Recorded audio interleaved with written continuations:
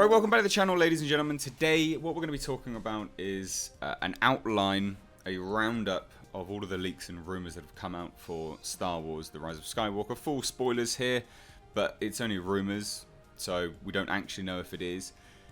The roundup of all of this and what the story is looking like doesn't sound that good, but we'll get into it and take a look. It kind of just goes back to one of those, the previous thoughts of like, you know, just monkeys flinging crap at a wall and seeing what sticks, I guess. But we'll get into it and see what you all think. It will be a little bit long, a little bit meandering, this video, because there's a lot to get through. This is compiled over on Reddit by Reddit user Jedi Paxis. So again, just saying straight from the get-go, it's a rumor. All of this is rumor currently. Okay.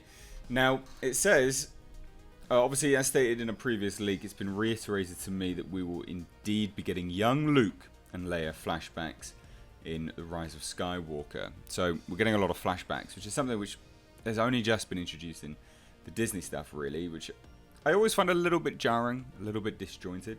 Now, one in particular appears to be the opening of the movie. Okay, now we begin the action by seeing one of, if not the final training session between Luke and Leia. Leia is giving up her Jedi training due to the fact that she's pregnant with a son.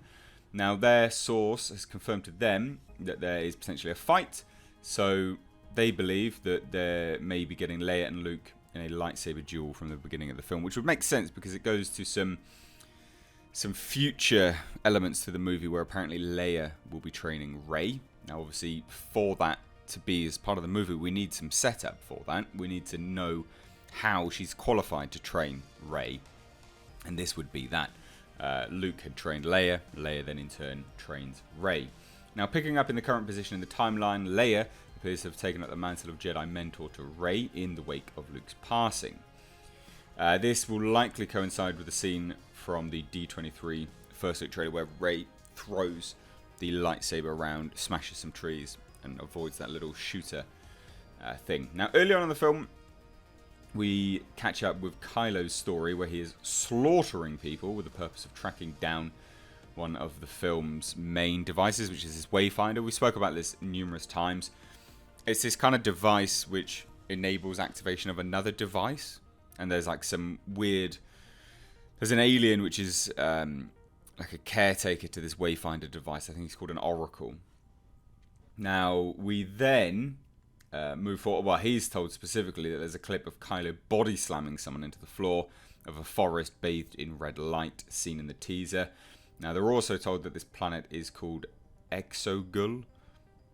I don't know how you would even pronounce that, but you can see it there. So, Kylo obtains the wayfinder from the Oracle. There you go, there's that alien, and finds it to contain coordinates to a point in the unknown regions. Now, this is where a lot of people seem to think that it's all to do with Emperor Palpatine, which is likely. Now, apparently this wayfinder device has something to do with Darth Vader. Using the coordinates found within the wayfinder device, Kylo arrives in the unknown regions. Now here, Kylo then encounters Emperor Palpatine. How Palpatine is still alive and how he ended up in the unknown regions is still a mystery, which is apparently something which he's obviously hoping to learn during the next few months as things kind of progress and move along. But their source tells them that this is indeed Palpatine in the flesh, which... Now, this doesn't really line up with what we had heard before, because we had heard that Emperor Palpatine wasn't going to be in the flesh. He was going to be a Force ghost, some sort of spirit entity that had been possessing people. But this seems to indicate that actually Palpatine survived not only falling down into the bowels of the Death Star, but he also seemed to survive the Death Star being blown up into a billion pieces, even though now we already know that this movie features the Death Star, which had already been blown into a million pieces. So, somewhat confusing, but, you know, apparently that's where Kylo meets Palpatine. Now, Kylo and Palpatine's conversation apparently centers around Kylo basically being ordered to go and find Rey and bring her to the Emperor with the goal of turning her to the dark side. Now, their source specifically mentions that Palpatine is very old and decrepit at this point in time, which is hilarious because, of course, he looks old and decrepit anyway.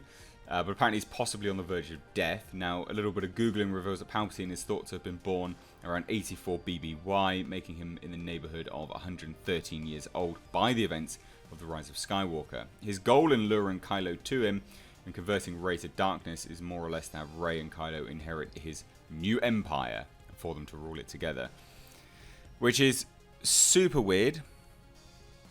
I hope they don't go down this route, because Emperor Palpatine was a man hungry with power. If they go down the route of his ultimate plan is just to have Kylo and Rey rule his empire on his behalf when he dies, I feel like that's a little bit of a change in his character. A little bit too much of a change in his character. Now, in order to facilitate bringing about this new empire, Palpatine has spent his 30 years in creating a fleet of Death Star destroyers. Now, that's not actually the name, but it coincides with what they're able to do. They apparently can blow up planets, is what we see in the trailer. All of those, it's an epic shot, it looks great. All of those Death Stars in like thunder and storm. Apparently, that is what Palpatine's been doing. Not sure how he managed to build all of them in the unknown regions. And apparently they can destroy planets, because who cares at this point, I guess. Death Stars with Star Destroyers with Death Star tech mounted on them, giving them the capability to destroy a planet. Apparently, once this particular technology was unleashed 30 some odd years ago, that Pandora's box can't be shut again. Now, according to their source, these Star Destroyers make up the Sith fleet that houses the new Red Sith troopers that were showcased at SDCC, which doesn't make any sense because they look the same. They're wearing the same kind of aesthetical uniform as all the other new stormtroopers, so that doesn't make any sense. So I probably look. Don't put it past Disney, but I would say that's probably nonsense.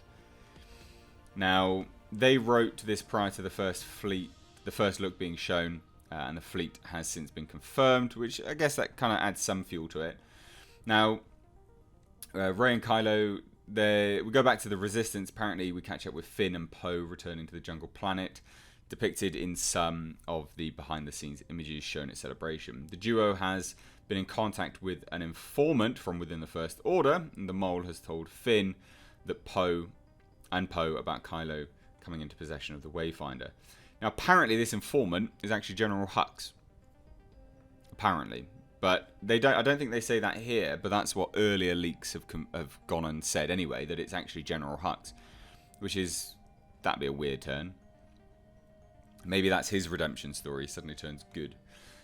Poe and Finn tell Leia about this, and she sends Rey, Chewbacca, C-3PO, and the other droids to accompany them on the mission. In order to get them going on their quest, Leia puts them in contact with someone on Pisana, the desert planet, which is what we've already seen, where we've got the TIE Fighter and Rey jumping all over it. It's at this point in the story where the Resistance team makes their way to the desert planet seen in the teaser, and behind the scenes footage, it's revealed that Leia's contact is actually Lando Calrissian. Now, Lando points them towards another one of our MacGuffins, a Sith artifact. Why would he know that? That apparently turns out to be a dagger. This dagger has some sort of writing on it that C-3PO can't decipher. Now, this goes into previous points, is that it's Sith language. The description is pretty vague, but the key point is the sound. Heroes find dagger. Dagger has writing on it, and C-3PO can't read. But apparently C-3PO gets like reprogrammed, and part of it is like a combat programming or something like that. It's during our hero's time on Pisana that Kylo initiates a force mind link between himself and Rey. Through their connection, Kylo discovers where Rey and the Resistance crew are and leaves to pursue them, which is why we see them on the desert planet together, fighting one another. As previously mentioned, C-3PO is confronted with a challenge he is not equipped to handle. The artifact found on Pisana contains a language that 3PO can't translate without modifications. In order to modify 3PO's programming, Poe brings the team to the wintry planet seen in the teaser, Kijimi. There, C-3PO is modified to allow translation of the artifact. They are told specifically that the modification is done by a small alien. Not 100% sure on that, but confident enough in who told this to me that I'm willing to put it out there. Once translatable, the dagger supposedly reveals information regarding a second Wayfinder. Of course! this one having belonged to Emperor Palpatine himself, leading to the team to journey to the forest moon of Endor. Surprising. Now, the sources tell them that this scene from the first look reel showing 3PO with red eyes connects to this event. The red eyes are part of the hack that allows them to translate the Sith language, which goes into other leaks. A lot of this is sounding like fan fiction. I get that. But you just can't really put it past Disney at this point in time. So anyway, it continues. Like, Zori Bliss is introduced sometime during their first time on the planet. Once Kylo arrives, our gang of heroes decide to sneak aboard and attempt to recover the Falcon prior to leaving. It progresses. It's revealed that Hux is actually the First Order mole. So that goes back to what I just said. During the duel, Kylo adds another wrinkle to Rey's backstory. He maintains that while her parents are nobodies, her grandparents, more specifically her grandfather, wasn't. Kylo tells Rey that she is the granddaughter of, wait for it, Palpatine. Rey is the daughter of Palpatine. This explains his interest in bringing the random nobody from Jakku into the fold. The crew recovers the Falcon, Rey reconnects with them, and they all flee. So, obviously, you know, there's a bunch of fighting. The sources tell this person that Dark Rey moments seen in the D23 footage is in fact a vision, which is what we'd already heard as well. But again, maybe bad fan fiction, we don't know. While lying in the wreckage of the Death Star weakened state, Kylo Ren reportedly sees a vision of his father. We don't know whether it's Han Solo as a Force ghost or not, but it kind of goes hand in hand into what we'd already heard. But this interaction supposedly acts as Kylo's come to Jesus moment. Han tells Kylo that it's never too late to change, and when he leaves Endor, he leaves not as Kylo Ren, but as Ben Solo.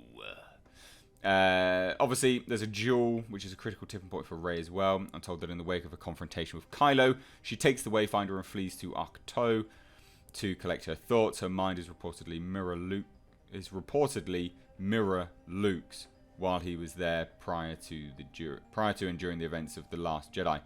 The vision of a possible dark future for herself in conjunction with the fact that she's nearly killed Kylo scared Rey in the same way that killing Ben in his sleep scared Luke many years ago. Now, there's more stuff. So on the subject of Force Ghost, Luke makes another appearance around the time of Kylo and Rey's crisis of faith. Back at the main Resistance base, Leia is on her deathbed. Sources describe basically she just disappears like Yoda. Gets one with the Force. Now Rey leaves Ahch-To, travels to the Sith fleet in the unknown regions. Eventually the Resistance fleet arrives and battle ensues, which surely that would be just slaughter at that point in time. Somehow Rey finds her way to the Emperor, who has been waiting for her. Palpatine confirms that what Kylo said is true. Apparently after his defeat on the Death Star 2, Palpatine was shaken by the fact he wasn't able to maintain his hold on Vader or seduce Luke to the dark side due to their familial bond. During the course of their conversation, Palpatine makes reference to this bond between Vader and Luke and likens it to his bond with Rey, hoping that whatever familial connection they have will be enough to win her over and become as strong as that of the Skywalkers. That sounds like a real pussy-ass Palpatine, doesn't it? Rey is trapped in the Emperor's throne room, watching two opposing fleets battle. Now, we'll get to the next part, which is still a bit fuzzy, but apparently Ben and Rey join forces and begin attacking Palpatine. Leia's lightsaber comes back into play. Blah, blah, blah. The last thing I was told in regarding to the final sequence of the film, I don't know why, but our heroes travel to Tatooine. During those scenes, it is supposedly revealed that Rey has cannibalized Anakin Luke's lightsaber and Leia's to make one of her own. It has a gold blade. And then there's a scene where she's at the Lars home. She looks over the the desert planet, and it's a scene which mirrors Luke in the original movie. So I think this sounds atrocious, but I thought I would give you a rundown of it just because I think it is comical at best. What do you guys think about this? Like I said, a lot of it sounds like fan fiction. Some of it I can believe because it does mirror some of it what we'd already seen in the trailers. But I'd love to hear your thoughts, so let me know down below. If you're new here, hit subscribe. Stay up to date on the world of pop culture and movie news by hitting the bell notification icon. Thank you so much for watching with Mr. H. Take care.